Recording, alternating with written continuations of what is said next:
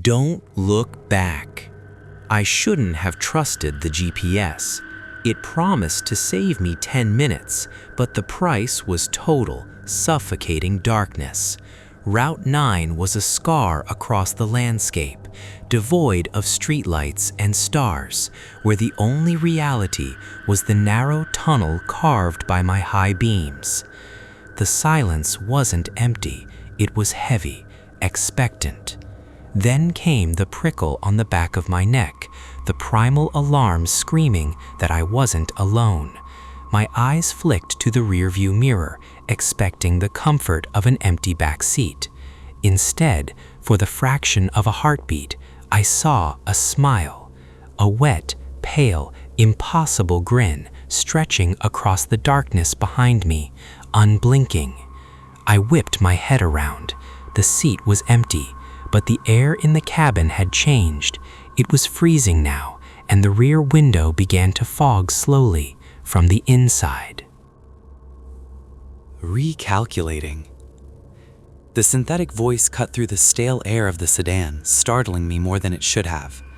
I rubbed a hand over my gritty eyes, smearing the exhaustion rather than clearing it.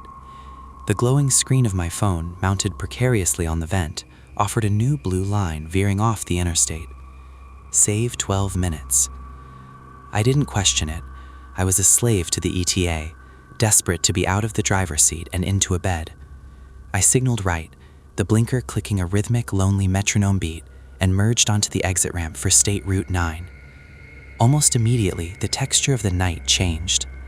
The interstate had been a river of light, tail lights, overhead sodium lamps, the comforting glow of 24-hour gas stations, but Route 9 was a throat swallowing me whole. As the asphalt straightened out, the trees on either side grew taller, leaning in like conspirators whispering secrets over the road. The canopy blotted out the sky. No stars, no moon, just an endless, suffocating matte black. I turned up the radio. Soft, classic rock, something harmless. It felt thin, tinny against the crushing weight of the silence outside. 10 miles in, the isolation began to itch beneath my skin. I've driven lonely roads before. I grew up in the Midwest. Cornfields and emptiness were in my blood. But this was different. Usually night driving is a chaotic symphony of biology. Moths spiraling in the headlight beams, the occasional raccoon eyes flashing from the shoulder, the splat of insects against the glass. Here, the windshield remained perfectly clean. There were no bugs, no night birds swooping down. The high beams cut a stark white tunnel through the darkness, and nothing moved within it. It felt sterile, dead. It felt like the world was holding its breath, waiting for me to make a mistake. I shifted in my seat, the leather creaking loudly. My eyes flicked to the rearview mirror. Just a habit, a nervous tick. The back seat was a cavern of shadow, empty. "Get a grip, Miller," I muttered. My voice sounded too loud, too desperate. I focused on the road. The white lines dashed by, hypnotic. Thump, thump, thump, thump. The rhythm of the tires began to sync with my heartbeat. That's when the sensation started. It wasn't a sound or a sight. It was a primal, reptilian pressure at the base of my skull. The hair on my arms stood up, scraping against my jacket. I was being watched. Not from the woods. Not from a trailing car.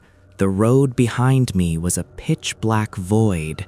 The pressure was intimate, close. Inside the car.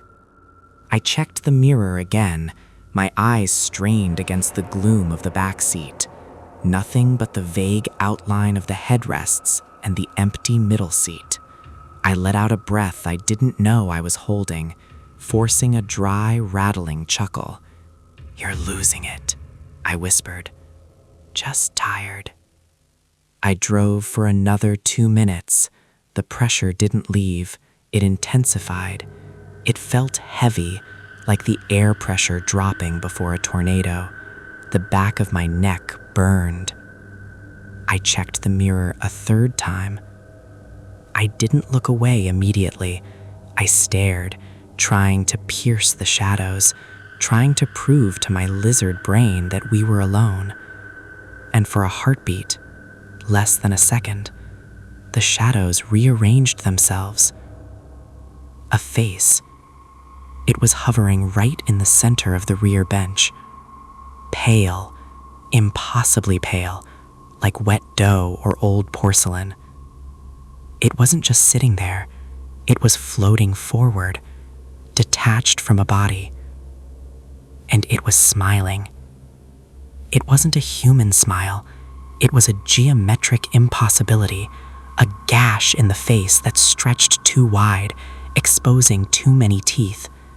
The eyes were wide, saucer-like, and devoid of lids. They weren't looking at the back of my head. They were looking into the mirror, looking at me. Jesus! I screamed, whipping the steering wheel to the right. The tires screamed in protest as the sedan fishtailed, gravel spraying like buckshot against the undercarriage. I slammed the brakes, throwing my arm out to brace against the passenger seat. The car skidded to a halt on the narrow, grassy shoulder, the engine stalling into a profound, ringing silence. I couldn't breathe, my heart hammered against my ribs like a trapped bird. I didn't want to turn around. Every instinct screamed at me to open the door and run into the woods. But the woods were dark, and the car was my only shield. Slowly, trembling, I turned my head. The back seat was empty. Just the gray upholstery. I discarded fast food wrapper on the floorboard. I sat there for a long minute, gasping, waiting for a hand to grab my shoulder. Nothing happened. Hallucination. I wheezed, wiping cold sweat from my forehead. Sleep deprivation. Hypnagogic jerk. But I couldn't drive like this. I needed to be sure. I unbuckled and grabbed the heavy flashlight from the glove compartment. I kicked my door open and stepped out into the freezing air. The cold bit through my shirt, grounding me. I circled the car. The beam of my flashlight cut through the blackness, revealing nothing but ancient pines and cracked asphalt. I checked the trunk, locked. I shined the light through the rear windows, illuminating every inch of the floor, under the seats, behind the headrests. Empty. There was no one. No pale face. No impossible smile. "Okay," I said aloud to the trees. "Okay, you're crazy, but you're alone." I got back into the driver's seat. I slammed the door, the sound echoing with finality. I hit the central lock button. Thunk, thunk.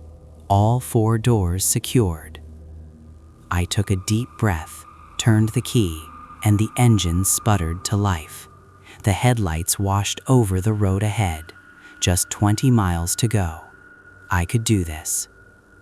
I put the car in drive. Click. The sound was sharp, mechanical, and unmistakable. It came from directly behind me. My blood turned to ice water. My foot hovered over the gas pedal, paralyzed. I looked at the driver's side door panel. The lock indicator was down. But the sound hadn't come from my door. Slowly, agonizingly, I tilted my head to look at the rear driver's side door lock. The little plastic plunger was up. Unlocked. I stared at it, my mind trying to rationalize a mechanical failure, a short circuit, anything. Then the silence of the car was broken by a sound that made my soul wither. From the empty back seat, right where that pale face had been, came the soft, wet sound of lips parting. And then, a slow, deliberate intake of breath. Chapter 2: The Passenger. The sound of the intake of breath was wet, heavy, and undeniably human. It didn't come from the vents. It didn't come from the settling of the chassis. It came from the air directly behind my right ear. For a second, my brain simply refused to process it. I sat frozen, my hands gripping the steering wheel so hard my knuckles turned the color of bone. The engine idled, vibrating through the seat. But the vibration felt distant, like it was happening to someone else. My reality had shrunk to the few feet of cabin space behind me. Don't look. The command was instinctual, screaming from the deepest, most animal part of my brain. If I didn't look, it wasn't there. If I didn't look, I was just a tired man on a lonely road suffering from auditory hallucinations. But the lock. My eyes darted to the rear door lock again. The plunger was still up. The orange safety indicator stared at me, a tiny beacon of intrusion. I didn't turn around. I couldn't. The paralysis of terror is a physical weight, like being buried in sand. Instead, I jammed my finger onto the central lock button on my door panel. Thunk. The rear lock snapped down. I didn't wait to see if it would stay there. I slammed the gear shift into drive and stomped on the gas. The tires shrieked, spinning on the loose gravel of the shoulder before finding traction on the asphalt. The car lurched forward, throwing me back into the seat. Back toward it. I drove fast, too fast for a road with no lights and blind curves. The speedometer climbed past 60, then 70. The high beams swept erratically across the trees, turning the forest into a blur of gray and black motion. I reached for the radio knob, my hand shaking violently. I needed noise. I needed static, voices, music, anything to drown out the silence that was gathering in the back seat. But as my fingers grazed the dial, I stopped. If I turned on the music, I wouldn't hear it if the lock clicked again. I pulled my hand back. The silence remained. The temperature in the car was plummeting. I could feel it seeping through my jeans, a damp, cloying cold that had nothing to do with the night air outside. I cranked the heater dial to the max, but the air blowing from the vents felt lukewarm, instantly swallowed by the unnatural chill radiating from the rear. My eyes kept flicking to the rearview mirror. I tried to keep them on the road, focused on the yellow lines, but the mirror was like a magnet. It drew my gaze every few seconds, a compulsion I couldn't fight. Empty. Still empty. Just drive, I whispered. My voice was hoarse, unrecognizable. Just get to the interstate. Then I saw it. It started as a smudge in the bottom corner of the rear window. At first, I thought it was dirt, or maybe a trick of the taillights reflecting off the glass. But it grew. It bloomed outward, opaque and gray. Condensation. The rear window was fogging up. It wasn't a general misting from the temperature difference. The front windshield was clear. The side windows were clear. The fog was localized, spreading in rhythmic pulses on the glass directly behind the driver's seat headrest.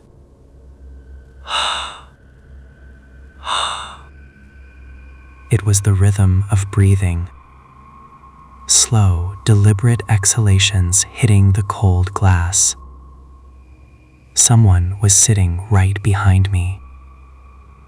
The dread that washed over me was so intense I nearly vomited. The bile rose in my throat, hot and acidic. The rational part of my mind, the part that knew about physics and logic, shattered. There was no intruder crouching on the floorboards. I had checked. I had shined a light. Yet the fog grew thicker, obscuring the dark road behind me.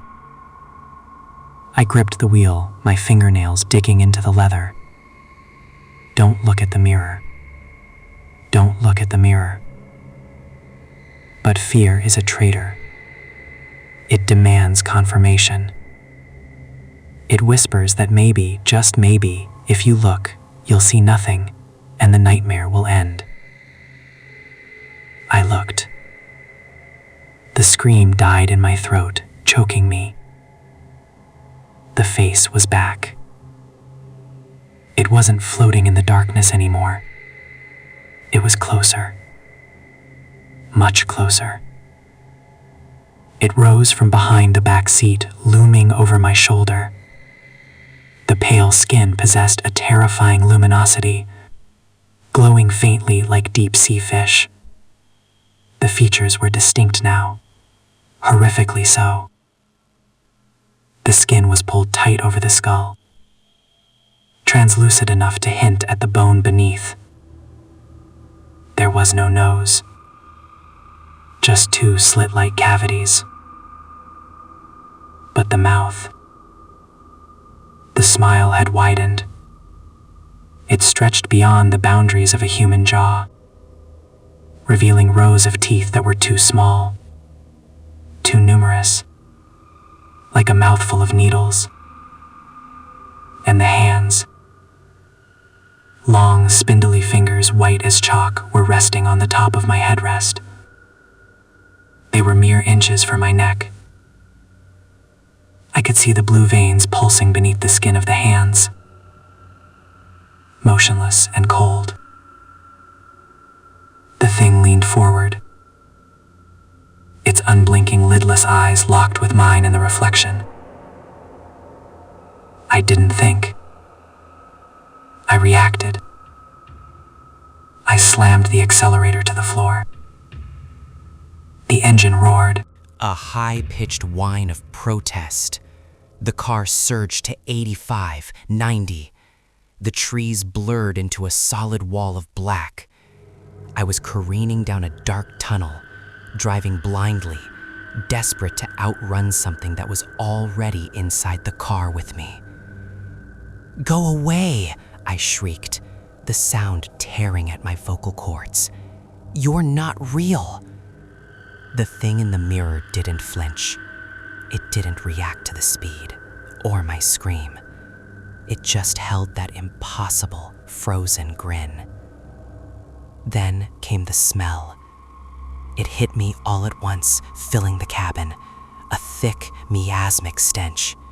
It smelled of wet earth, stagnant water, and something sweet and copper-tangy.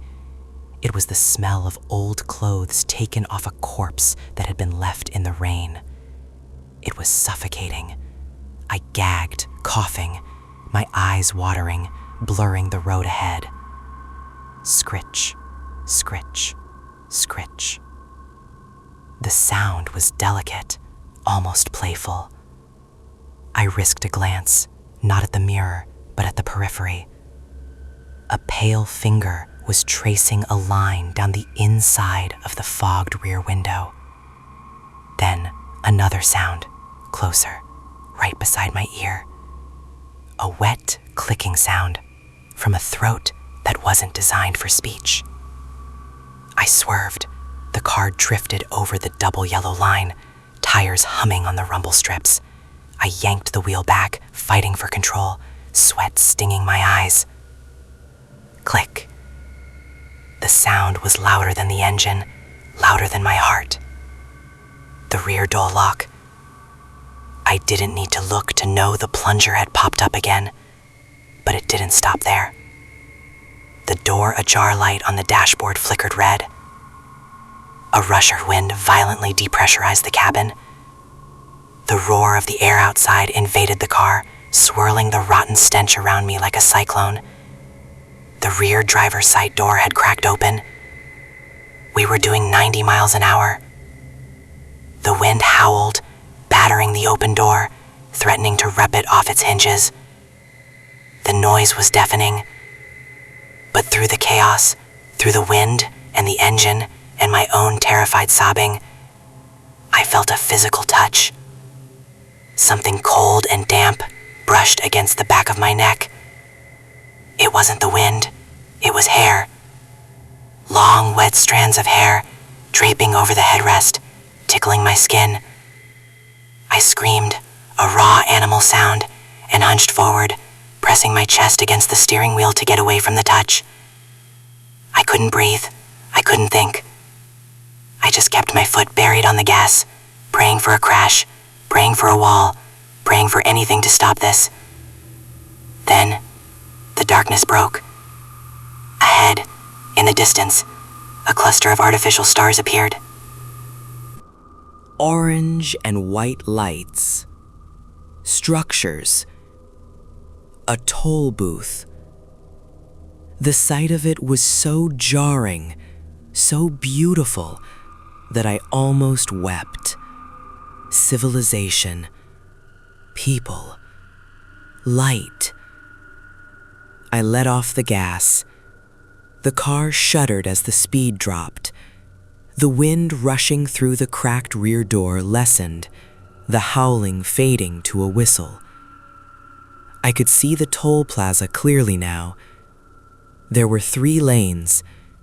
2 were closed, but 1 had a green light. I saw a booth attendant, a human being. I wasn't alone. I slammed on the brakes, perhaps too hard. The car nosedived, skidding slightly before correcting. I rolled toward the light, the glorious, blinding sodium light. I reached the booth and stopped. The sudden lack of motion was disorienting. I gasped for air, wiping the sweat and tears from my face with my sleeve. My hands were trembling so violently I could barely put the car in park.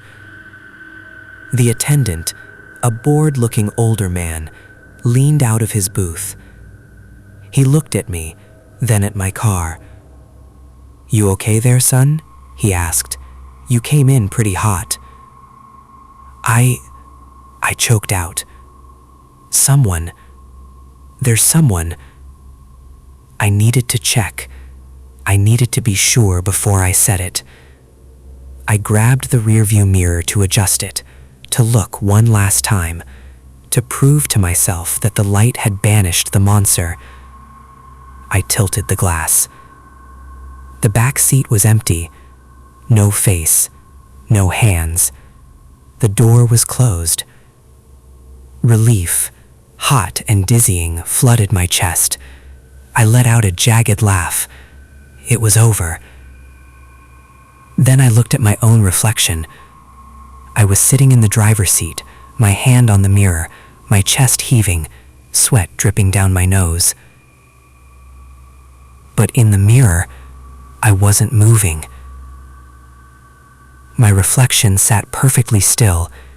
Its hands were on the wheel, not the mirror. Its chest wasn't heaving.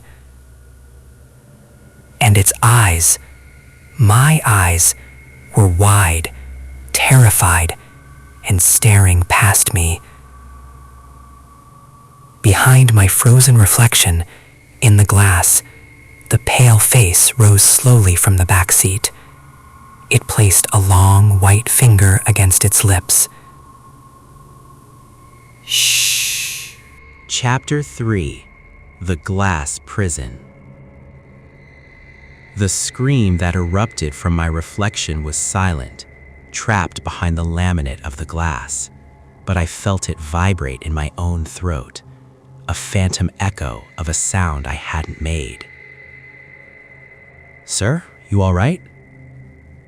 The voice of the toll booth attendant crashed into my reality, shattering the moment.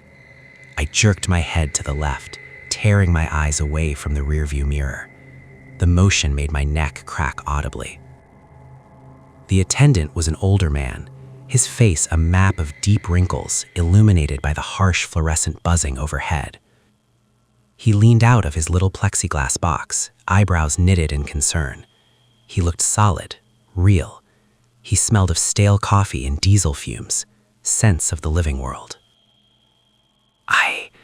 My voice was a dry croak.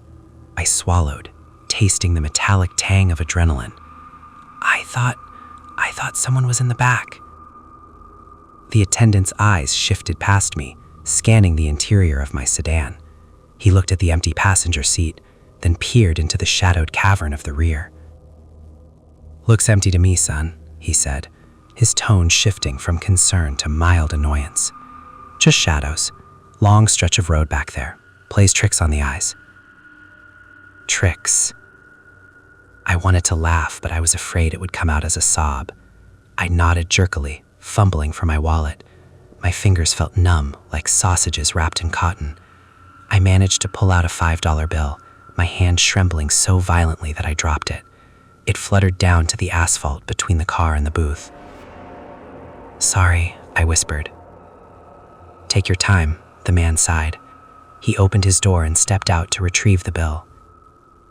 As he bent down, I felt the pull, the magnetic, suicidal urge to look back at the mirror. "Don't do it," my mind screamed. "Look at the dashboard. Look at the steering wheel. Look anywhere else." But my eyes disobeyed. They slid upward. The mirror was waiting. In the glass, the attendant wasn't bending down to pick up the money. He was standing upright, staring into the car. But his face, it was blank. Smooth skin where eyes and a mouth should be. And my reflection, it was still there, still frozen. But now, it wasn't screaming. It was crying. Black tears, thick like oil, streamed from my reflection's wide, terrified eyes. And behind it, behind me, the pale thing was no longer sitting. It was leaning over the driver's seat, its long white arms wrapped around my reflection's chest in a mockery of an embrace. Its chin rested on my reflection's shoulder. The thing's eyes, lidless and wet, bored into mine. "You're mine now," the image seemed to whisper, though no sound was made. "Here you go." A hand slapped the windowsill of my car. I jumped, nearly hitting my head on the roof. The attendant, the real attendant, with eyes and a mouth, was holding the bill out to me. He looked at me with open suspicion now. "You sure you're okay to drive? You look like you've seen a ghost." "I'm fine," I lied, snatching the receipt he offered. "Just tired." "All right, drive safe. Watch out for deer." He hit a button, and the red and white barrier arm ahead of me lifted. It felt like a guillotine blade rising, waiting for me to stick my neck back under it. I couldn't stay here. If I stayed, I'd have to explain. If I explained, they'd call the cops. They'd look in the car. And what if they saw it? Or worse, what if they didn't? I pressed the gas. The car rolled forward, leaving the sanctuary of the lights behind. As I merged back onto the highway, the darkness rushed in to reclaim me. The silence returned, heavier than before. The lights of the toll plaza faded in the distance, shrinking to pinpricks, then nothing. I was alone again. Or at least, physically alone. I reached up and grabbed the rearview mirror. My hand shook, but anger was beginning to mix with the terror. I twisted the mirror violently upward, pointing it at the gray fabric of the car's ceiling. "No more," I muttered. "I'm not looking." I focused on the road. The high beams cut through the blackness. The GPS on my phone lit up. "Continue on Route 9 for 18 miles. 18 miles. I could do 18 miles. I just had to keep my eyes forward. But the car felt different now. The atmosphere inside had shifted. It wasn't just cold anymore. It felt pressurized, like being deep underwater. The air was thick, resisting my movements. And then I noticed the windshield. It was night. Outside was pitch black. The windshield should have been a transparent window to the road, but with the dashboard lights glowing, the glass acted as a partial mirror. And in that faint, ghostly reflection on the windshield, superimposed over the asphalt and the trees, I saw movement in the back seat. It was blurry, just a suggestion of shape in the glass, but I could see a pale form sliding from the right side of the rear bench to the left, directly behind me. I gripped the wheel until my hands ached. It's a reflection, I told myself, just light bouncing off glass. Then came the touch. It wasn't hair this time. It was a finger. A single ice-cold point of pressure pressed against the base of my skull, right where the spine meets the cranium. It didn't push. It just rested there, a reminder. My breath hitched. I went rigid. "What do you want?" I screamed at the windshield, my voice cracking. The pressure on my neck increased slightly. Then a voice, not a sound, but a thought that wasn't mine, slithered into my mind. It sounded like wet leaves dragging over concrete. "Look. No. Look at me. No." I turned the radio on. I didn't care about the silence anymore. I slammed the volume knob. Static. White noise roared through the speakers, deafeningly loud. But underneath the static, there was a rhythm, a cadence. Thump, thump, hiss. Thump, thump, hiss. It sounded like a heartbeat, a slow, massive heartbeat. I reached to turn it off, but the knob wouldn't turn. It was stuck. I jammed my finger on the power button. Nothing. The static screamed at me, filling the small cabin, vibrating in my teeth. The finger on the back of my neck began to trace a circle, round and round, a slow, mocking caress. I was hyperventilating now. The road ahead was blurring. "Look," the voice in my head insisted. "Look at the side mirror." I squeezed my eyes shut for a second, opening them only to see the road. I wouldn't look at the side mirrors. I wouldn't. "Look, or I take the wheel." The threat was clear. The pressure on my neck became a grip. 5 cold fingers clamped onto the back of my neck, squeezing. Pain shot down my spine. My head was being forced to the left. I fought it. I strained my neck muscles, gritting my teeth, but the strength of the thing behind me was absolute. It was like fighting hydraulic press. Slowly, inexorably, my head turned. My eyes found the driver's side wing mirror. We were moving at 70 miles per hour. The yellow lines were a blur. But in the side mirror, the car wasn't moving. The reflection showed the car parked. The background wasn't the highway. It was a dense, foggy forest. And in the driver's seat of the reflection, I wasn't there. The driver's seat was empty. But the back seat, in the side mirror, I was sitting in the back seat. My reflection was huddled in the corner, knees pulled to its chest, face buried in its hands. It was wearing my clothes. It had my hair. And next to my weeping reflection sat the pale entity. It was stroking my reflection's hair like a pet. As I stared, horrified, the entity in the mirror looked up. It looked out of the side mirror, across the wind and the dark, and locked eyes with me through the glass. It raised a pale hand and waved. Then, my reflection in the back seat slowly lowered its hands. It raised its head, but it didn't have my face anymore. It had the pale, stretched, needle-toothed grin of the monster. Recalculating, the GPS chirped cheerfully, cutting through the static. The steering wheel jerked in my hands, not because of the road, because the hands gripping the wheel, they were turning pale. The skin was losing its color, draining away to a dead, doughy white. I looked down at my own hands. They were changing. Chapter 4: The Echo Chamber. My hands were dead things. I stared at them, gripping the leather at 10 and 2, and they were not mine. They were drained of blood, the color of boiled chicken skin, with veins that looked like dark, bruised worms beneath the surface. I screamed and let go of the wheel. The car lurched violently to the left, drifting toward the jagged embrace of the tree line. The tires roared over the rumble strips. Brap, brap, brap, a machine gun rattle that shook the entire frame. Panic, hot and immediate, overrode the horror. I snatched the wheel back, correcting the slide just before the front bumper kissed a guardrail. The car fishtailed, tires squealing in the empty night, before snapping back into the center of the lane. I looked at my hands again. They were pink. Knuckles white from tension, yes, but the skin was flushed with living blood. The hair on my wrists was dark, not the translucent fuzz I had seen a second ago. "Stop it," I hissed, slamming my palm against the dashboard. The plastic rattled. "Stop it. You're hallucinating. It's the light. It's just the light." But the light hadn't changed. The dashboard was still a dim, sickly green. The high beams were still cutting a cone of white through the void. Recalculating. The GPS voice was distorted now.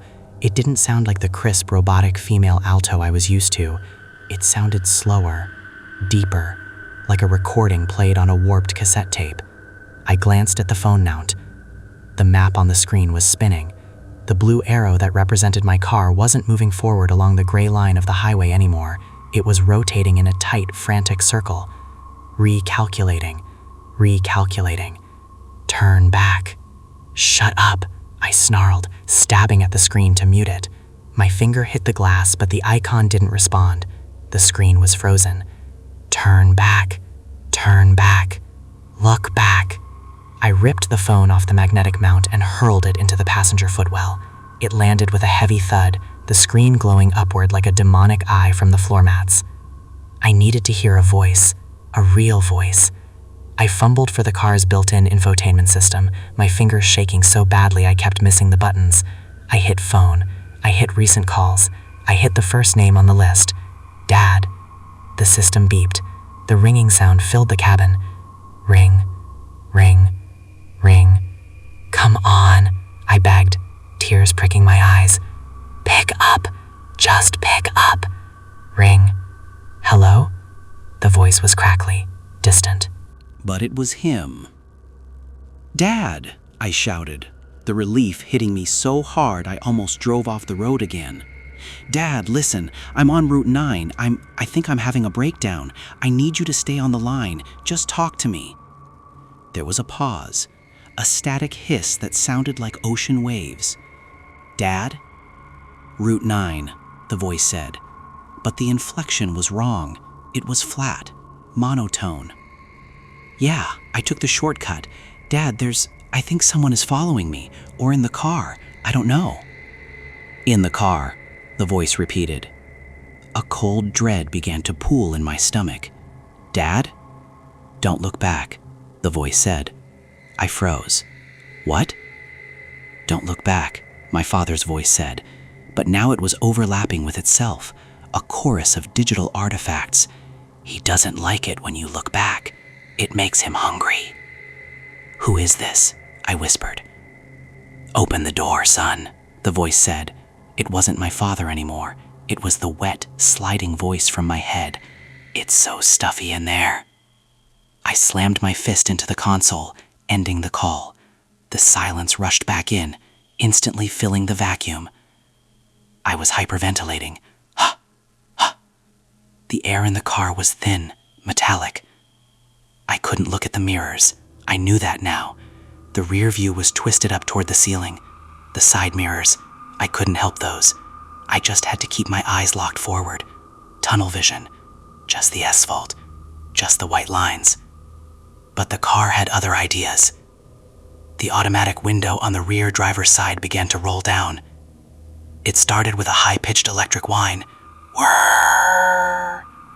The wind roared instantly, a chaotic intrusion of noise and freezing hair. It buffeted the back of my head, swirling around the cabin, tossing empty fast food wrappers into the air like confetti. "No," I screamed, jamming the master window lock button. I pulled up on the switch for the rear window. The glass didn't move. The window was wide open. The darkness of the highway was boring in, raw and unfiltered. And with the wind came the smell. Stronger this time. The rot was overpowering, mixing with the scent of pine and ozone.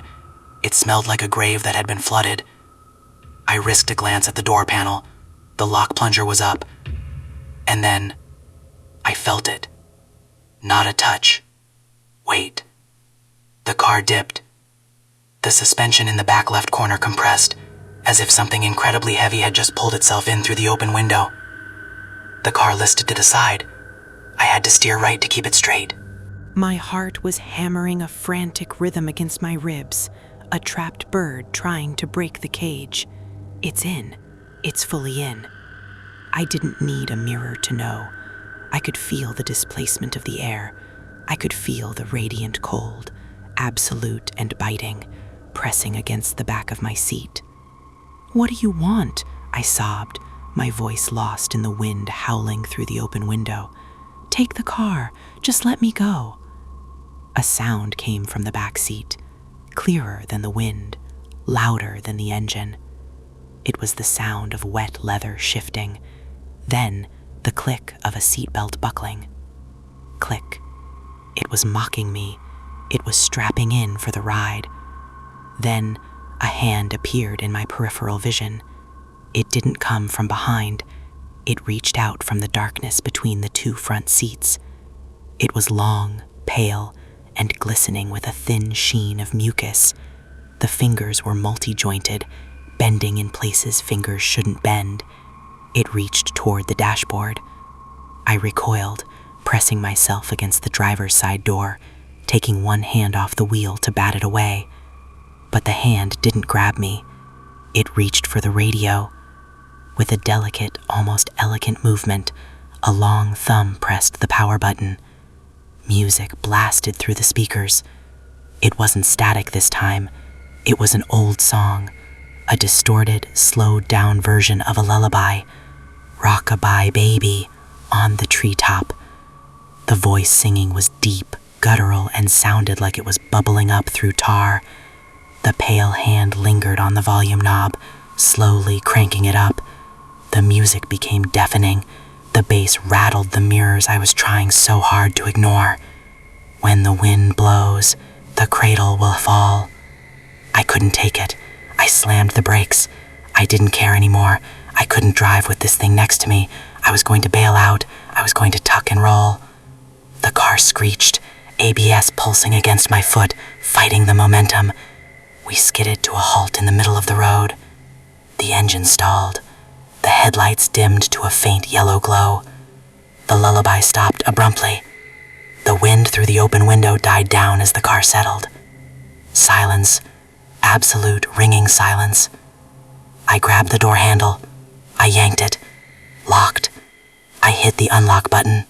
Nothing. I pulled the manual lock plunger. It snapped back down the moment I let go, slicing my fingertip. I was trapped. I sat there, just heaving, staring out the windshield at the lonely stretch of Route 9. The trees stood like silent sentinels, indifferent to my terror. From the back seat, directly behind my ear, a voice spoke. It was no longer a whisper. It was a physical sound, wet lips moving inches from my skin. "You stopped," it crooned. I squeezed my eyes shut. "Please."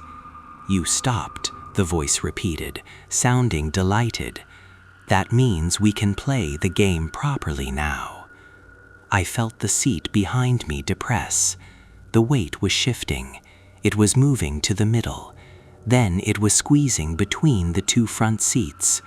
I could feel the cold radiating from it, freezing the sweat on my neck. I could smell the rot. "Open your eyes, driver," the thing whispered. I shook my head violently. "Open them, or I'll peel them open." I opened my eyes. I stared straight ahead. But the windshield was gone. Or rather, it was blocked. Something was draped over the front of the car, blocking out the headlights, blocking out the road. It was a giant pale hand pressing against the glass from the outside. And in the reflection of the glass, illuminated by the dashboard lights, I saw what was sitting next to me in the passenger seat. I hadn't turned my head. I hadn't looked back. But I didn't have to, because it had climbed into the front. Chapter 5: The Co-Pilot. I sat in a paralysis so complete it felt like rigor mortis.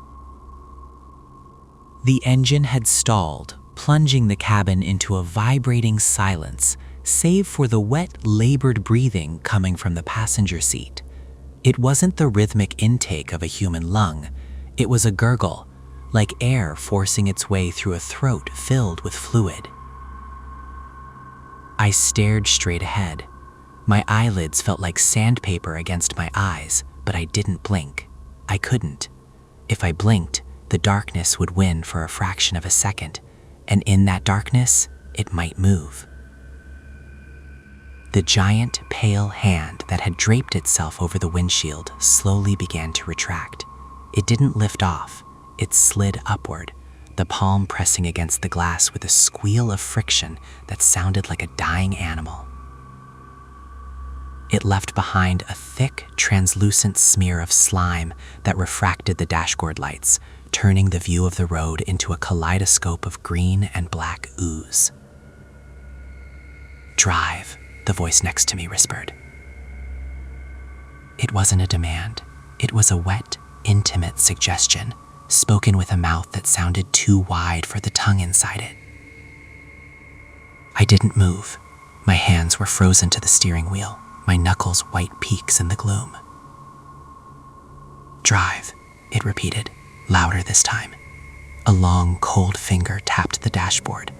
Click, click. My body betrayed me. Terror, it turns out, is a fuel of its own. My foot found the brake, my hand shook the gear shift into drive, and the car lurched forward. I didn't want to go deeper into the dark, but the alternative, staying stationary with this thing, was impossible. Movement felt like life. Stagnation felt like death. The car gathered speed. The speedometer climbed, 20, 30, 40. I kept my head locked forward. My peripheral vision was a curse. To my right, a blur of pale white occupied the seat where my phone, my bag, my sanity should have been. It was tall, too tall. Its knees were drawn up, pressing against the glove compartment, and its head brushed the fabric of the roof. I could feel its gaze. It was a physical weight on the side of my face, burning like a heat lamp. "Nice night," it rasped. I swallowed a sob. Tears streamed down my face, hot and stinging, but I didn't wipe them. I didn't take my hands off the wheel. "The stars are out," it continued, conversational, mocking. "Can you see them, Miller?" It knew my name. I can't see them," I whispered. My voice was broken, a stranger's voice. "Look at me. Just a peek." "No." "Look at me." No. The entity shifted. The leather of the passenger seat groaned under its unnatural weight. It leaned closer. I could feel the cold radiating from it. Not the crisp cold of winter, but the damp, heavy chill of a meat locker. "You're rude," it hissed. Then it began to mimic me. I took a shaky breath. It took a shaky breath. I tapped my finger on the wheel. It tapped a long, skeletal finger on the dashboard. I sniffed. It made a wet, snorting sound. It was learning, or playing. The road ahead twisted, a sharp curve to the left. I turned the wheel. The entity raised its hands. I saw them in the corner of my eye, a flash of white bone and loose skin, and mimicked turning a wheel in the air. "Vroom, vroom," it giggled. The sound was high-pitched, a child's laugh distorted through a crushed larynx. I was losing my mind. The reality of the car was dissolving. The dashboard lights seemed to stretch and bleed. The road outside was just a suggestion of asphalt amidst the encroaching void. Recalculating, the GPS voice suddenly boomed from the floor where I'd thrown my phone. I jumped, the car swerving slightly. "Make a U-turn," the phone commanded. "Make a U-turn. Return to the start." "Shut up," I whimpered. "Make a U-turn," the entity mimicked, its voice dropping an octave, becoming a perfect, terrifying copy of the GPS robot. "Turn around. Look back." I pressed the accelerator harder. 50. 60. "Why won't you look at me?" the entity asked. its voice shifting again. This time it sounded hurt, petulant. Am I ugly? I didn't answer. I think I'm beautiful, it whispered. I have your eyes. A jolt of nausea hit me. I squeezed the wheel. And your mouth, it added. Eventually. It reached out. I flinched, pulling my torso toward the door, but there was nowhere to go. The cabin was too small. Its hand, cold and clammy, landed on my right thigh. The touch burned. It was so cold it felt like fire. The fingers didn't just rest there, they gripped. I could feel the strength in them, a crushing power that could snap my femur like a dry twig. Soft, it murmured. Warm, full of blood. I gagged. Please, just take the car, let me out. But we're going to the same place, it said sweetly. To the end of the road, where the lights stop. It began to squeeze. Pain shut up my leg. I cried out, involuntary and sharp. Does that hurt? It asked, sounding genuinely curious. Yes, stop. Pain is real. Pain means you're still here. For now.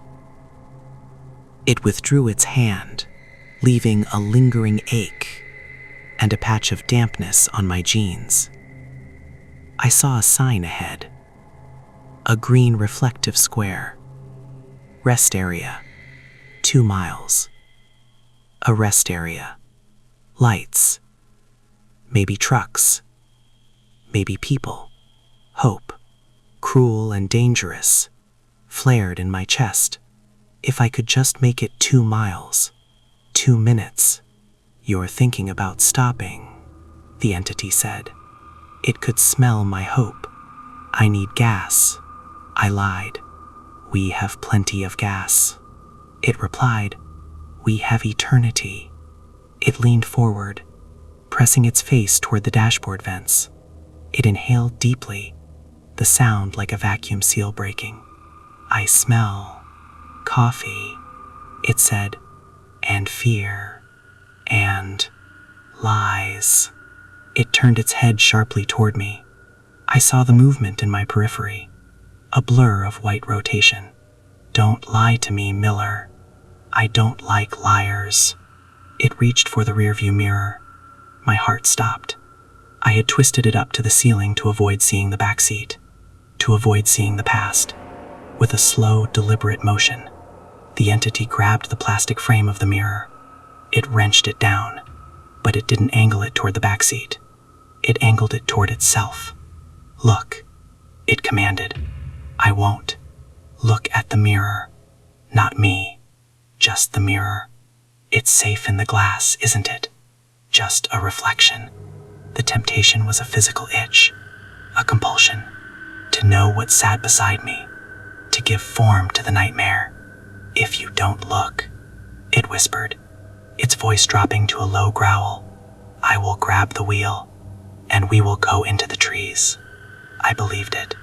Trembling, sobbing quietly, I shifted my eyes. Just a fraction, just enough to catch the glass of the rearview mirror. I expected the pale face, the needle teeth, the doughy skin, but the mirror didn't show the passenger seat. The angle was wrong. It was angled to show the driver. It showed me, but it wasn't me. The reflection in the mirror was driving. It had my jacket on. My hands were on the wheel. But the face in the mirror was pale, white as bone. It had no nose. Its eyes were wide, lidless saucers, and its mouth was stretched into a grin that split the cheeks, revealing rows of serrated needle-like teeth. My reflection was the monster, and if the reflection was the monster, I slowly, terrified, turned my head to the right, to the passenger seat, sitting there, huddled against the door, trembling, wearing my clothes, with my face, my eyes, and my terrified expression, was me. The thing in the passenger seat looked at me with my own eyes filled with tears and screamed, "Don't look at me." I looked back at my hands on the wheel. They were turning white. The skin was smoothing out. My fingernails were lengthening, turning sharp and yellow. I opened my mouth to scream, but the sound that came out wasn't a scream. It was a laugh, a wet, gurgling, inhuman laugh. The transformation had begun. The Chapter 6, The Hollow Shell. The laugh that erupted from my throat was wet, thick, and tasted of bile. It wasn't a sound of joy. It was the sound of a drain unclogging, a gurgle of dark fluid rushing into a void. I clamped a hand over my mouth to stop it. The hand that touched my face was ice cold. It felt like a slab of raw meat taken straight from a freezer. My fingers were too long. They wrapped around my jaw, the tips reaching nearly to my ears. The skin was smooth, rubbery, and devoid of the warmth of life. In the passenger seat, the man who looked exactly like me, the man wearing my flannel shirt, my jeans, with my messy brown hair, was hyperventilating. He pressed himself against the door, his eyes wide with a terror I knew intimately, because it was my terror. I could taste it on the air, sweet and metallic, like ozone before a lightning strike. "Stay back," he whimpered. His voice, my voice, was high and reedy. "Don't touch me." I looked at him. I felt a strange, detached curiosity. It was like looking at a photograph of myself from years ago, a stranger I used to know. But this stranger was breathing. This stranger was warm. "You're making a scene," I said. My voice was wrong. It didn't vibrate in my chest. It buzzed in my skull, sounding like wind rushing through dry leaves. It was the voice of the thing that had been in the back seat. I looked at the dashboard. The speedometer read 80. The road was a blur. "Slow down," the passenger screamed. "You're gonna kill us." "Kill us?" I mused, testing the words. They felt heavy, clumsy on my new tongue. "Can we die, Miller? Are you sure?" I eased off the gas, not because he asked, but because the sensation of speed was becoming disorienting. My new eyes processed light differently. The high beams weren't just white cones. They were blinding streaks of violent energy. The darkness wasn't empty. It was textured, full of swirling patterns I had never noticed before. Ahead, the green sign for the rest area loomed. Rest area, 1/2 mile. "Pull over," the passenger begged. "Please, just let me out. Take the car. Take everything." "We need to stop," I agreed. "I'm hungry." The word hungry sent a shudder through the car. It wasn't a hunger for food. It was a hollow ache in the center of my chest, a vacuum demanding to be filled. I signaled right. The clicking sound was deafening to my sensitive ears. I guided the car onto the off-ramp, the tires crunching over debris. The rest area was a desolate slab of concrete surrounded by towering pines. A single brick building sat in the center, bathed in the sickly yellow glow of a flickering sodium light. There were 2 other vehicles, a slumbering semi-truck parked in the shadows, and a rusted sedan with its engine off. I brought the car to a stop under the light. The engine idled, a nervous heartbeat. The passenger, my body, fumbled for the door handle. "Locked," I whispered. He yanked the handle. Clunk, clunk, nothing. He slammed his shoulder against the door, sobbing, "Let me out! Help! Help!" His screams were muffled by the glass, but I winced. They were annoying. "Quiet," I hissed. I reached out with my left hand, the pale, multi-jointed thing, and grabbed his wrist. The moment skin touched skin, a shockwave went through me. It wasn't electricity, it was memory. I saw flashes, a birthday cake with 5 candles, the smell of my mother's perfume, the feeling of grass on bare feet, the crushing weight of a mortgage. He screamed, not in anger, but in agony. "Cold, it burns," he shrieked, trying to rip his arm away. I held fast. His wrist felt fragile, like a bird's bone. I could snap it with a twitch. The thought was intoxicating. "Look at me," I commanded. He refused, squeezing his eyes shut, tears leaking out. "No, no, no. Look at what you've become," I said. "Look at the driver." I squeezed harder. I felt the radius bone bow slightly under my grip. He gasped and opened his eyes. He looked at me. I saw myself in his pupils. I wasn't a man anymore. I was a nightmare. My skin was the color of moonlight on snow. My face was elongated, the jaw unhinged and hanging slightly open. My eyes were black pits, fast and starless. And my smile was a permanent carved grin that exposed teeth like needles. "Monster," he whispered. "No," I corrected him, leaning closer, smelling the salt of his tears. "I am the reflection. You are the source. But the mirror is breaking, Miller. The glass is cracking." Suddenly, the passenger slammed his free hand on the horn. Honk! The sound tore through the quiet night.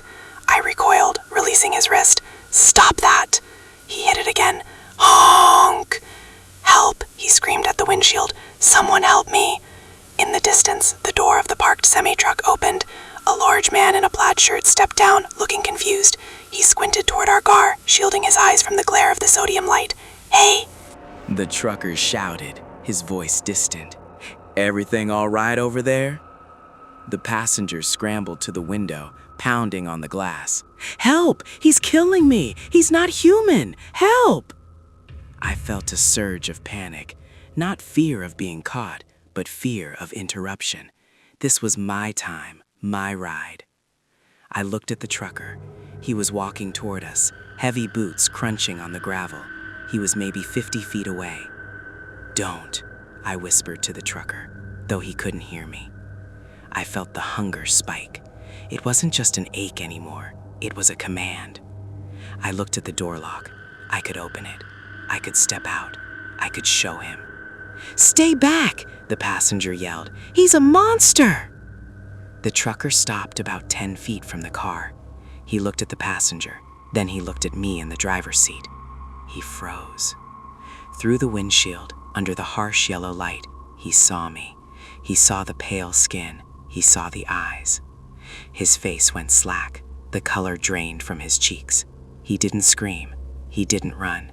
He just stood there, his mind unable to process the predator sitting behind the wheel of a Honda Civic. I smiled at him. I felt the skin of my cheeks stretch, ripping slightly at the corners. The trucker made a choking sound, stumbled backward, and fell hard onto the asphalt. He scrambled backward on his hands and heels, crab walking away from the car, his eyes locked on mine. "Demon!" he mouthed. Then he scrambled to his feet and ran. He didn't run to his truck. He ran into the woods. He ran into the dark, screaming, abandoning his rig, abandoning reason. "See," I said to the passenger, my voice sounding like grinding stones. "He knows." The passenger slumped back in his seat, defeated. He looked at his wrist where I had grabbed him. A bruise was already forming, dark purple, almost black, in the shape of 4 long fingers. "What are you going to do to me?" he whispered. I put the car in reverse. The gears ground together. "I don't know," I admitted, and it was the truth. The entity whose body I now inhabited had desires I didn't fully understand yet. But one thing was clear. "We have to finish the drive," I said. "The road doesn't end here." I backed out, swinging the nose of the car toward the highway entrance. The GPS screen on the floor lit up again, glowing red. Recalculation complete. The deep, distorted voice announced, "Continue straight into the dark. Do not stop." "Do not stop," I repeated. I looked at the rearview mirror. I didn't need to avoid it anymore.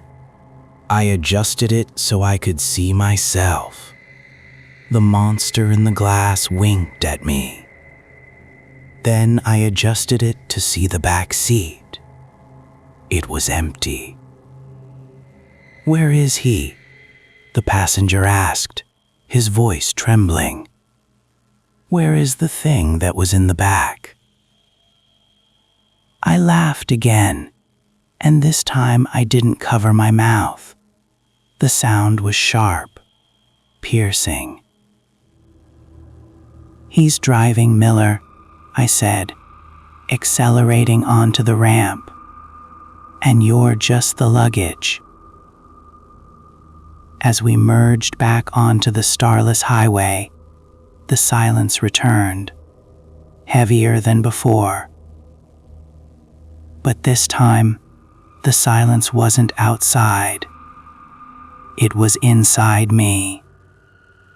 The last remnants of my humanity were quieting down, drowning in the cold, dark water of the transformation. And the worst part, I was starting to enjoy the drive.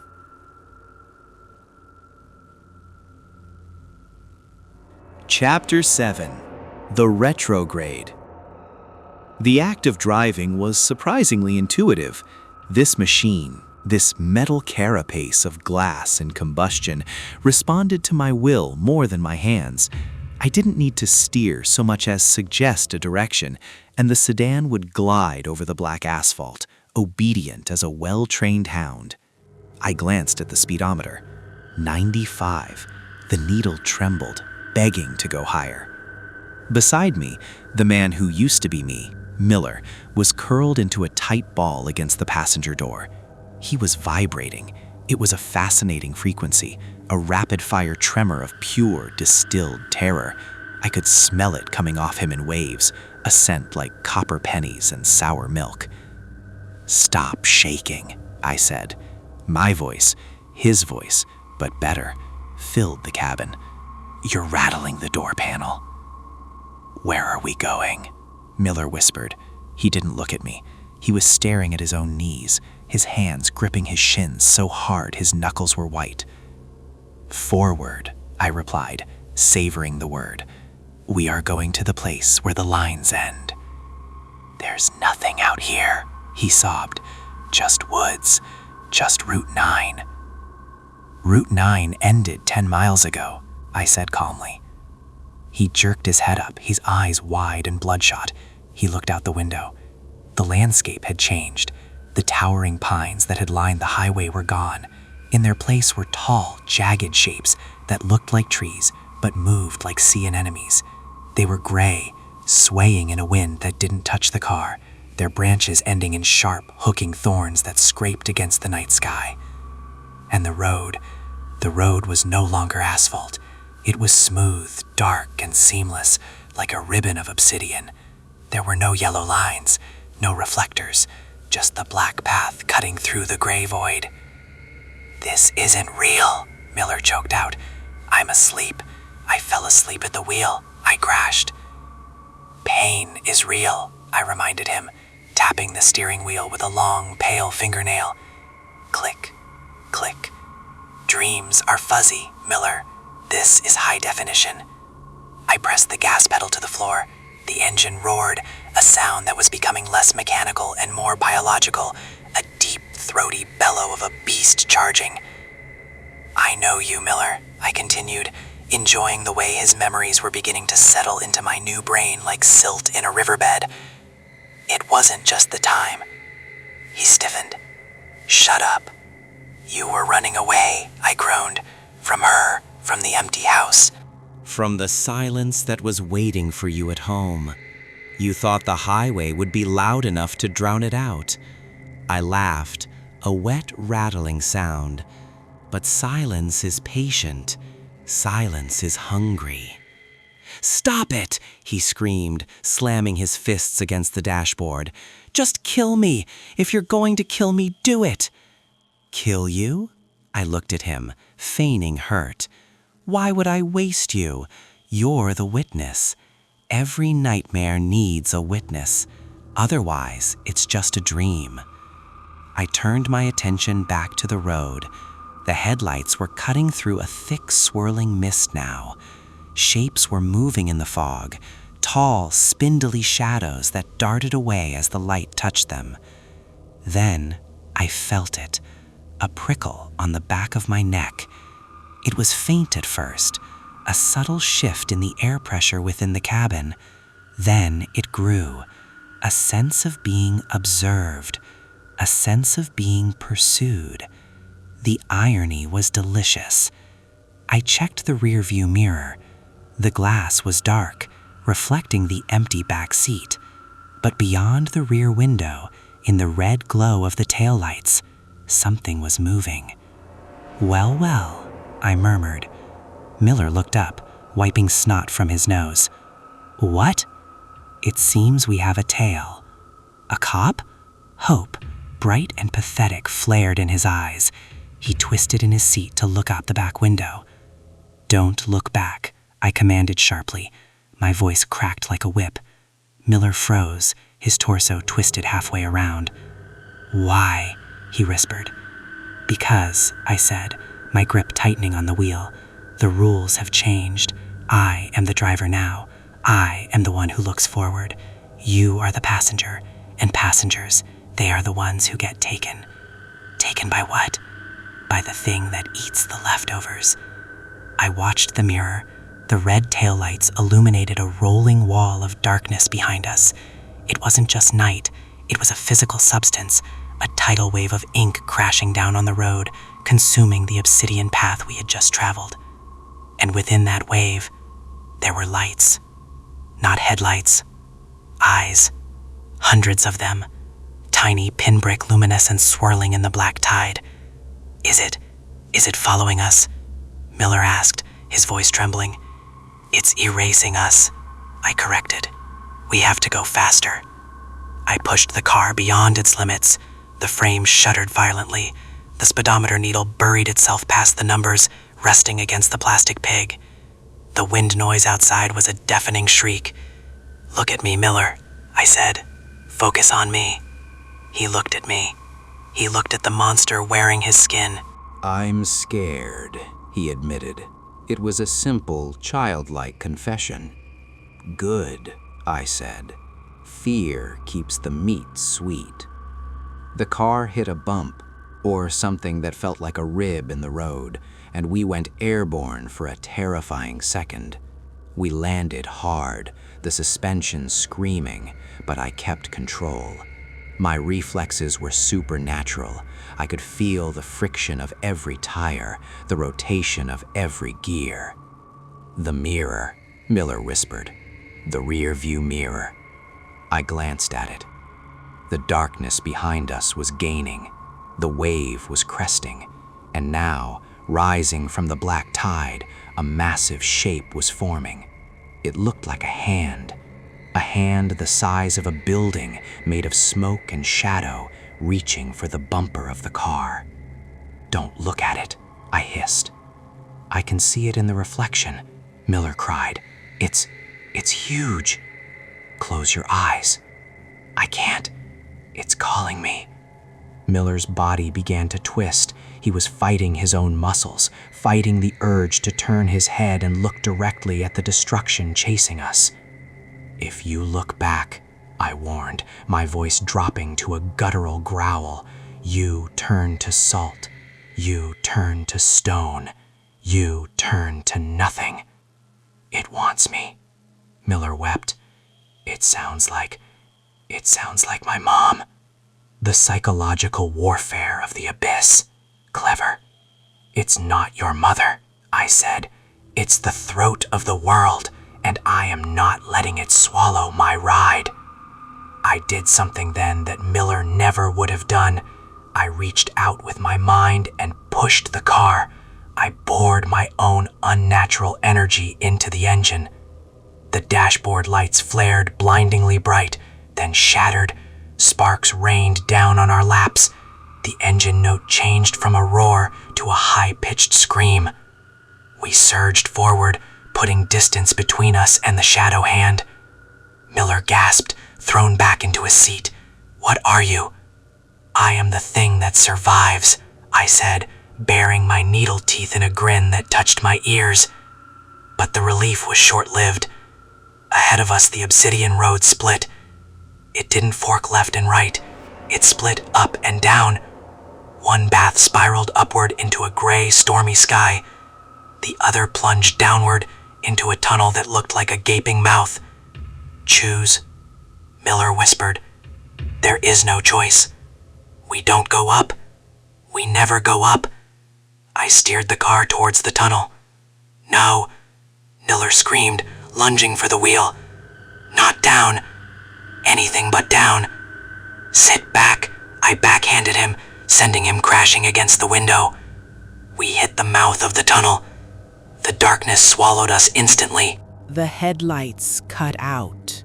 The dashboard died. The only light came from the GPS screen on the floor, glowing with a pulsating, bloody red. Recalculating, the voice intoned. Destination reached. The gullet. Silence returned. But this wasn't the silence of the highway. This was a wet, dripping silence. I could hear water, or something thicker, dripping onto the roof of the car. Plip, plip, plip. "Are we dead?" Miller asked in the dark. I reached out and touched his face. He flinched, his skin cold and clammy. "Not yet," I whispered, "but the drive is over. Now we walk." I reached for the door handle. "Don't open it," Miller begged. "Please, God, don't open it." "You wanted out, didn't you?" I asked. "You wanted to save 10 minutes. You wanted to escape." I pulled the handle. The door clicked open. The smell that rushed in was indescribable. It was the scent of time rotting.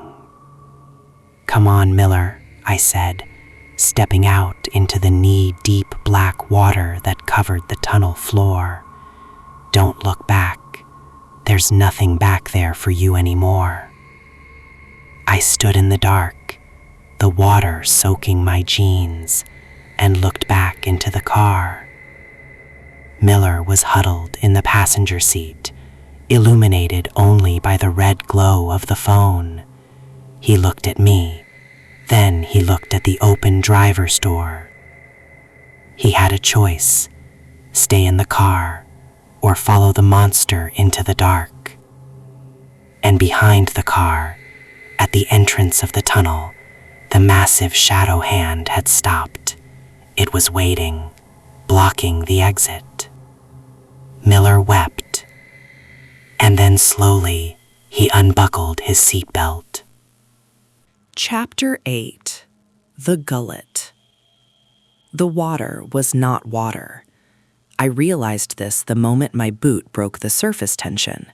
It was thicker than water, viscous and heavy, clinging to the leather like oil. It didn't splash, it displaced silently, rippling out in sluggish black waves that disappeared into the oppressive gloom of the tunnel. "It's freezing," Miller whimpered.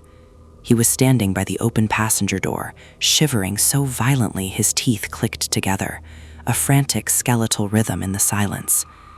The red glow of the phone, which he clutched to his chest like a holy relic, cast his face in demonic shadows. "It's not cold," I corrected him, wading forward. The fluid swirled around my calves. "It's just the absence of heat. There's a difference. I can't feel my feet." "You won't need them much longer." I didn't wait for him. I turned my back on the car, the Honda Civic that had been my coffin and my cradle, and faced the throat of the tunnel.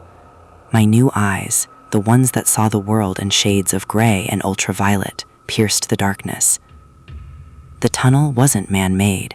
There were no concrete arches, no rusted rebar, no yellow safety lights. The walls were ribbed, composed of a dark sedimentary stone that looked wet and porous. In places, the stone seemed to bulge, as if something were pushing against it from the other side. "Wait," Miller splashed behind me. The sound was wet and sloppy.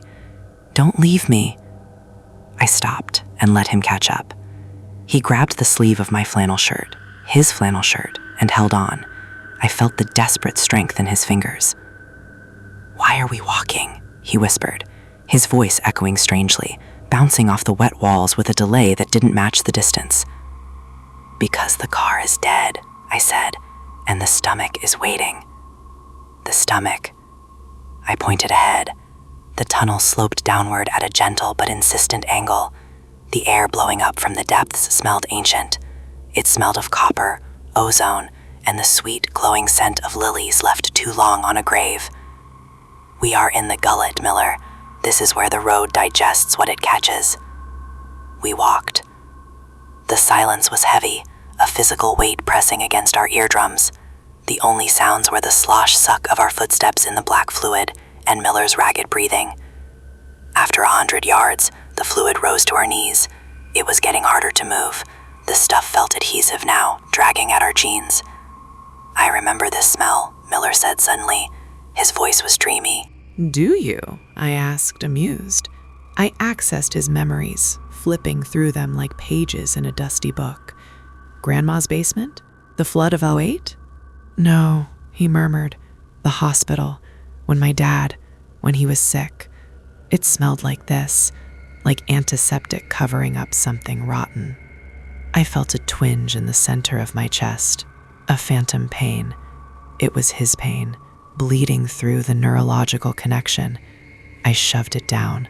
I didn't have time for human grief. "Look," I said, pointing. Ahead of us, the tunnel widened into a cavernous space. The ceiling vanished into darkness, and rising from the black lake we were wading through were shapes, islands of rust. They were cars, dozens of them, hundreds. They were piled haphazardly, stacked like firewood against the tunnel walls. Ancient Model Ts, finned Chevys from the 50s, boxy sedans from the 80s, and sleek modern SUVs. All of them were crushed, twisted, and stripped of color. They were gray husks, their windows shattered, their headlights dark. "My God," Miller breathed. "Are those?" "The ones who took the shortcut," I finished. "The ones who thought they could save 10 minutes. We waded past a station wagon that was half submerged. Through the broken rear window, I saw a child's car seat, moldering in green. Miller stopped.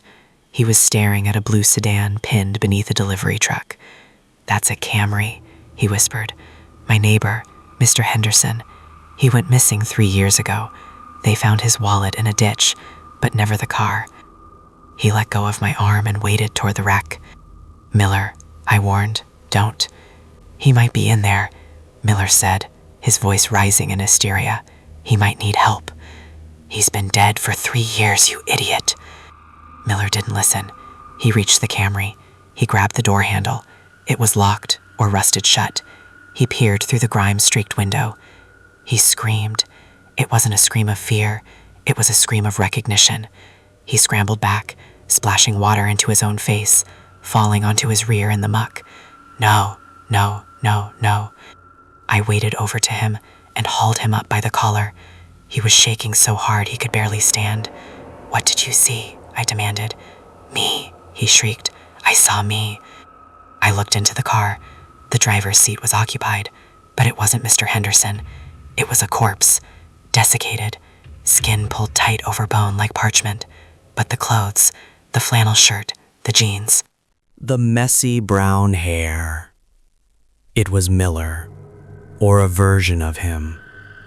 And next to him, in the passenger seat, was another Miller. And in the back seat, the car was full of dead Millers. "Time doesn't work here," I muttered, looking away. The sight made my stomach, my stolen stomach, churn. Echoes, reflections of what's to come. "I'm going to die here," Miller sobbed, clutching my jacket. "We are already dead. That's us. We never made it out." "I am not dead," I snarled, shaking him. "I am the driver, and I do not stop." I dragged him away from the graveyard of cars. We had to keep moving. The fluid was waist deep now. Then, the sound started. It came from behind us, from back toward the entrance of the tunnel. Thump, thump, thump. It was a rhythmic impact, shaking the ground beneath the water. It felt like a heartbeat, but massive, geological. "It's coming," Miller whispered. "The shadow hand," I said. It squeezed through the opening. "We have to run." "You can't run in this," I said, kicking the thick liquid. "We have to swim." The tunnel began to narrow again. The ceiling dropped low, forcing us to hunch. The walls closed in. We were entering the esophagus. The air grew hotter. The smell of rot intensified, becoming almost unbearable. "Miller," I said, my voice tight. "Listen to me. Whatever you hear behind us, whatever voices, whatever sounds, do not turn your head." "Why?" He wept. "What difference does it make?" "Because if you look at it," I said, leaning close to his ear, "it anchors you. It sees that you see it. And once it knows you see it, it can touch you." Thump, thump. The sound was louder, closer, and with it came a wind, a suction pulling at our backs, trying to drag us toward the entrance. "Miller," a voice called out from the darkness behind us. It was a woman's voice, soft, maternal. Miller froze. "Mom, don't do it," I hissed, gripping his chin and forcing his head forward. "She's dead. You buried her." "Mom," Miller cried out, struggling against my grip. "She's there. She's behind us. It's the tunnel," I shouted over the rising wind. "It's reading your mind. It's a trap." "Miller, look at me," the voice pleaded. It sounded closer now, right over his shoulder. "Just one look, sweetie. Don't you love me?" I felt Miller's neck muscles tense. The psychological pull was stronger than my physical grip. He was breaking. "If you look," I roared, "I will leave you here. I will let you drown in this filth." "I have to see her," he whispered. He wrenched his head to the left. "No!" I slammed my hand over his eyes, my long, pale fingers wrapping around his skull. I physically forced his head forward, pressing his face into the damp stone of the tunnel wall. "You weak, pathetic meat sack," I snarled. "Walk, or I will break your legs and drag you." Behind us, the voice changed. The maternal sweetness vanished, replaced by a guttural, multi-tonal shriek of rage. "Look at me!" The water behind us erupted. A wave of force hit us, knocking us forward. I scrambled to my feet, dragging Miller up. The fluid was chest high now. "Swim," I commanded. We threw ourselves into the black sludge. I used my unnatural strength to pull us forward, stroking through the muck. Miller flailed beside me, coughing, spitting out the vile liquid. Ahead, I saw a light, not the white light of the sun, nor the yellow of sodium lamps. It was a pulsing, violet luminescence. It came from a circular opening at the end of the tunnel. A valve. "There," I gasped. "The sphincter, the exit." We swam toward it. The suction behind us was immense now, a vacuum trying to inhale us back into the dark. The shrieking voice was deafening, layering over itself. Miller's mom, his dad, his ex-girlfriend, the trucker, the GPS voice, a cacophony of the past screaming for attention. We reached the violet light. The opening was small, barely wide enough for a person. It was lined with fleshy, pulsating ridges. I grabbed the edge of the opening. It felt warm, alive. I hauled myself up, struggling against the slime. I got my torso through. I reached back for Miller. He was floundering in the water a few feet away. His head was bobbing. He was staring at me, his eyes wide with a mixture of hope and resignation. "Give me your hand," I screamed. He reached up, but as his hand broke the surface, something else broke the surface behind him. A finger. A massive, shadowy finger, thick as a tree trunk, rose from the water. It curled gently, almost lovingly, around Miller's waist. Miller gasped. He looked down at the shadow wrapped around him. Then he looked up at me. "Don't look back," he whispered, a sad, broken smile on his face. "Miller, no." He didn't reach for my hand. Instead, he turned his head. He looked back. Chapter 9: The Terminal. When Miller turned his head, the universe didn't explode. There was no thunderclap, no flash of blinding light. There was only a sound like wet clay slapping against stone. He looked back at the shadow rising from the black water, the amalgamation of his mother, his failures, his regrets, and the sheer crushing weight of the past. And the moment his eyes locked with the darkness, the light in them went out. Literally. The white of his sclera turned a dull, matte gray. His pupils expanded until they swallowed the iris, then hardened into obsidian discs. "Miller?" I whispered, my hand still outstretched, hovering over the abyss of the tunnel. He didn't answer. He couldn't. The transformation was instantaneous and horrific. His skin, pale and shivering from the cold fluid, began to crack. Fissures raced across his cheeks, his forehead, his neck. The flesh turned gray, then dark, rough, and pitted. He was turning into asphalt. The shadow finger wrapped around his waist tightened.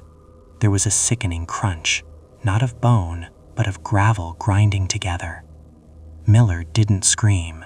His mouth was open, but his tongue had already calcified into a lump of tar. He had become a statue of the road itself, a monument to the error of looking back. The shadow pulled. Miller's statue, heavy, lifeless, eternal, sank beneath the surface of the black sludge without a splash. He was gone, consumed by the history he refused to let go of. I felt a sudden, violent severance in my mind. The connection was cut. The memories were still there. The birthday parties, the heartbreak, the mundane trivia of a human life. But the feeling attached to them evaporated. They were just data now, cold, hard facts, stored in a new, monstrous hard drive. I was alone, and the suction was getting stronger. The tunnel was inhaling, trying to drag me down with him. The violet sphincter above me pulsed, contracting as if disgusted by what it was birthing. I turned away from the spot when Miller had drowned. I jammed my fingers into the fleshy rim of the valve. My nails, now long and serrated claws, dug deep, finding purchase in the wet tissue. "I am the driver," I grunted, the words vibrating in a chest that felt like a cage of iron ribs. I pulled. My muscles screamed, a delicious, fiery sensation. I dragged my torso through the opening, the slime coating my shoulders like birthing fluid. I kicked my legs. With one final wet heave, I popped through. I tumbled onto a hard, cold surface. I lay there for a moment, gasping, not for air, but for the sheer reality of existence. The air here was different. It didn't smell of rot or ozone. It smelled of nothing. Sterile, vacuum-packed. I pushed myself up onto my hands and knees. My hands were beautiful now, long, elegant spiders of bone and pale skin. I looked at them with pride. I stood up. I was standing on pavement, perfectly smooth, unbroken black pavement that stretched out in all directions to a flat, featureless horizon. Above, the sky was not black. It was a deep, bruised purple, devoid of stars or moon. There were no clouds, only a static haze that seemed to vibrate, I turned around to look at the hole I had crawled out of. It wasn't a hole in the ground. It was the exhaust pipe of a massive, rusted machine that looked vaguely like a toll booth, but grown to the size of a cathedral. The pipe I had exited was just a small vent near the foundation. "The terminal," I whispered. The name came to me not from Miller's memories, but from the instinct of my new biology. I looked around. I was in a parking lot. An infinite parking lot. Rows upon rows of vehicles stretched into the purple haze, but these weren't the crushed wrecks of the tunnel. These cars were pristine. They gleamed under the strange sky, chromes polishing the silence, waxed paint reflecting the nothingness. There were Ferraris next to Ford Pintos, brand new Teslas parked beside horse-drawn carriages that looked like they were made of obsidian. And they were all empty. Or so I thought. I walked down the nearest row. My boots, Miller's boots, clicked sharply on the perfect asphalt. I stopped beside a cherry-red convertible from the 60s. Inside, sitting in the driver's seat, was a figure. It was a man. He wore a suit from a different era. His hands were on the wheel, gripping it tightly. He was staring straight ahead, his eyes wide, unblinking. I leaned closer. His skin was gray, cracked, asphalt. He was a statue, just like Miller. I checked the next car. A woman in a minivan. Statue. The next, a teenager in a hoodie. Statue. They were all here. The ones who had looked back. The ones who had been caught. They weren't destroyed. They were collected. Parked. Frozen in the moment of their greatest regret. Trophies, I realized, or batteries.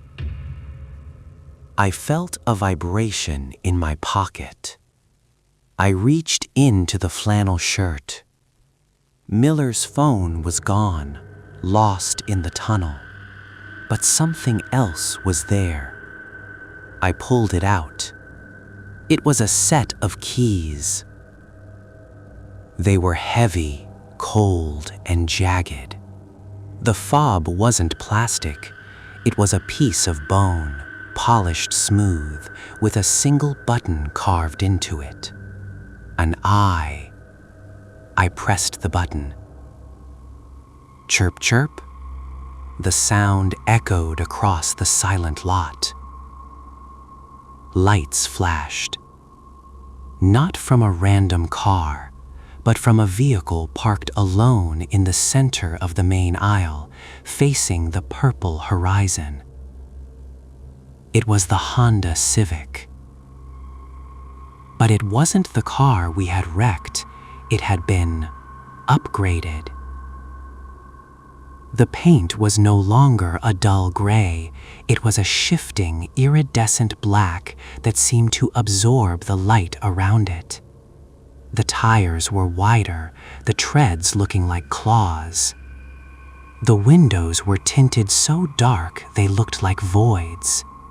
And the exhaust pipes, there were 4 of them now, and they breathed a faint sulfurous smoke even when the engine was off. I walked toward it. My stride was long, predatory. I felt a sense of ownership that transcended anything Miller had ever felt for his house or his life. This was my body. This was my shell. I reached the driver's side door. I didn't need to unlock it. It clicked open as I approached, sensing its master. I slid into the seat. The leather was new. It felt like human skin, soft, warm, pliable. The steering wheel was bone, wrapped in velvet. The dashboard was a single, seamless screen of black glass. I placed my hands on the wheel. The connection was instant. The car wasn't a machine, it was an extension of my nervous system.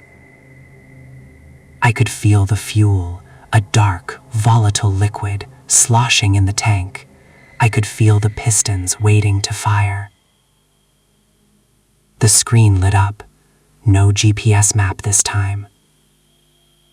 No blue lines. Just a single word in bold red letters. Deliver.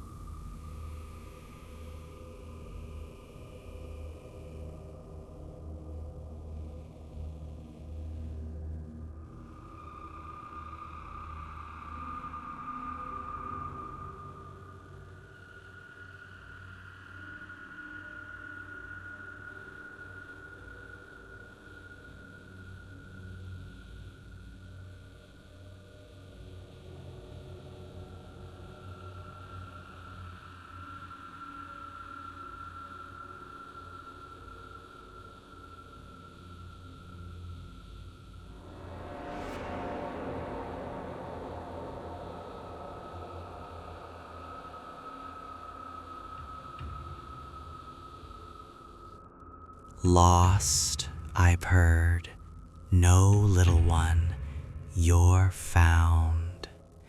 My daddy, the boy sniffled. He was driving. He looked at the map.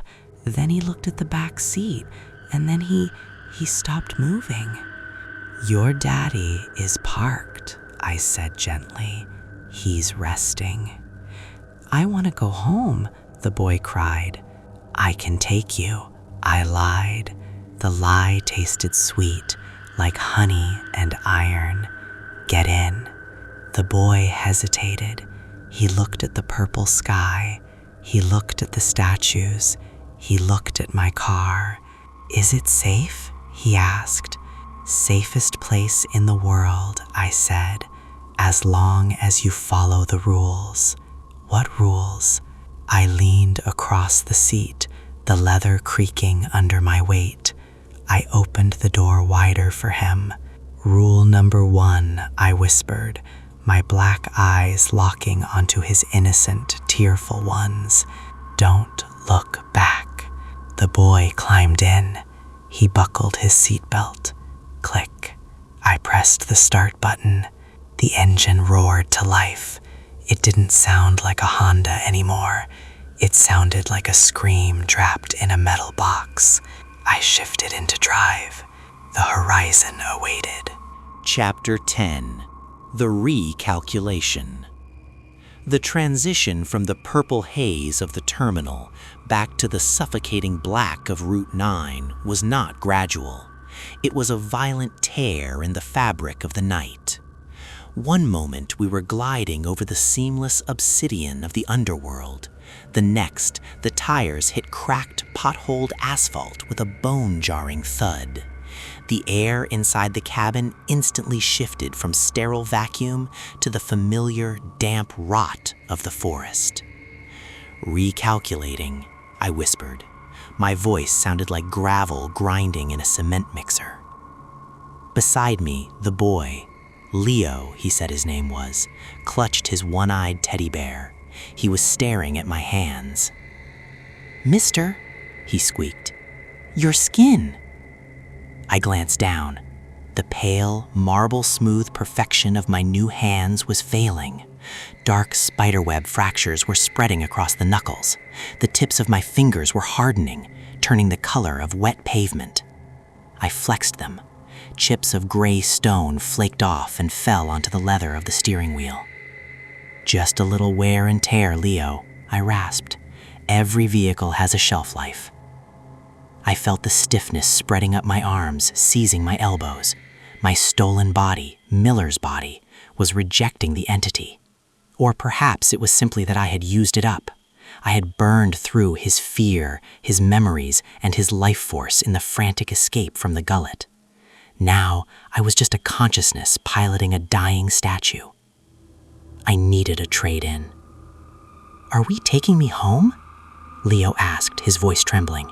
He looked out the window at the oppressive wall of pine trees. This doesn't look like my street. It's a shortcut, I lied. The lie was harder to tell this time. My tongue felt heavy like a slab of lead. I pressed the gas pedal. The car surged, but the engine note was rough, coughing. The connection I felt with the machine was fraying. Then I saw it. Taillights. 2 small red embers burning in the distance ahead. A surge of hunger, sharp and electric, shot through my calcifying chest. Look, Leo, I said, pointing with a stiff gray finger. A friend? Is that my daddy? Hope is a cruel thing. It keeps the meat tender. Let's find out. I floored the accelerator. The upgraded Honda roared, closing the gap with impossible speed. The speedometer didn't work anymore. The needle had snapped off, but the trees were blurring into a solid tunnel of gray. We drew closer. The car ahead was a station wagon. Old. Beige. A family car. I could see the silhouette of the driver. A woman. Mister, you're driving too fast, Leo cried, pressing himself back into the seat. I have to catch the connection, I grunted. My neck was stiffening. I could barely turn my head. I have to transfer. I pulled into the left lane, crossing the double yellow lines. I pulled alongside the station wagon. We were doing 80 miles an hour on a blind curve. I looked over. The woman was alone. She was sipping from a travel mug, her eyes heavy, fixed on the road ahead. She hadn't noticed me yet. The silence of the highway had lulled her. I needed her to look. I couldn't roll down the window. My fingers were fused to the steering wheel. I was becoming part of the car. In a few minutes, I would be just another statue in the driver's seat, frozen forever on Route 9, and Leo would be trapped with me until he starved or the shadows came. Leo, I said. My jaw clicked. It was locking up. Wave to the lady. What? Wave to her. Scream. Tell her we need help. Leo looked at me, saw the gray fissures consuming my face, saw the needle teeth behind the frozen lips, and he did exactly what I needed. He screamed. It was a piercing, high-pitched shriek of pure childhood terror. Help me, please, help. In the station wagon, the woman's head snapped to the left. She looked. She looked through her window, through the dark, and into my car. She saw the terrified child. And then she saw the driver. She saw a gray, crumbling statue gripping the wheel. She saw the empty black pits where I should be. She saw the monster disintegrating in real time. Her eyes went wide. Her mouth opened in a silent scream. Contact. I didn't need a door. I didn't need a bridge. I just needed a line of sight. I felt the pull, the glorious, violent suction of the transfer. My consciousness, the cold, hungry darkness that was me, detached from the dying cells of Niller's body. I surged out, riding the beam of her gaze like a lightning bolt traveling up a wire. I hit her mind with the force of a freight train. The world spun, recalculating. I blinked. My hands were warm, soft. They gripped a plastic steering wheel that smelled of hand sanitizer and vanilla. I took a deep breath, my lungs filled with air, not rot. I smelled coffee. I looked in the rearview mirror. A woman's face looked back at me. She looked terrified, confused.